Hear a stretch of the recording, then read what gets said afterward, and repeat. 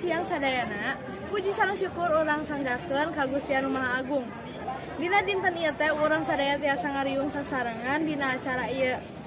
Dina kasempatan ieu kuring bari nepikeun biantara anu temana pergaulan bebas. Dina zaman globalisasi ieu loba rumaja anu asup kana pergaulan bebas. Pergaulan bebas nyaeta mangrupa pergaulan anu kaleuwihan teuing sarta geus ngalanggar aturan atau norma anu aya di masyarakat.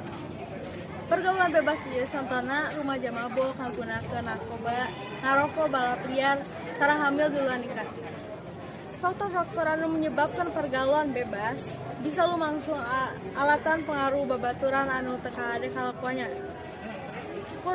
Kurangna kesadaran budak karena akibat tina pergaulan bebas, kurangna pengawasan jeung perhatian ti kolotna sareng budak neangan perhatian di luar lingkungan keluarga ku cara anu goreng. Saterasna aya deui aturan ti kolot anu ngawatesan teuing ka budakna jeung kurangna atikan agama anu diterapkeun ku kolotna ka budakna. Balukan tina faktor-faktor ieu budak bakal neangan kabebasan di luar ima anu bisa ngarugikeun budak sorangan. Jadi pergaulan bebas mangrupa kalakuan anu teu dipuji loba ngarugikeun diri.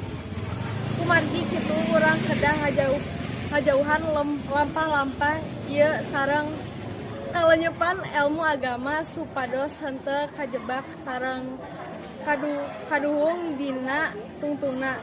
Mun sakitu diantara simkuring hapunten ka sadaya kalepatan wilujeng siang.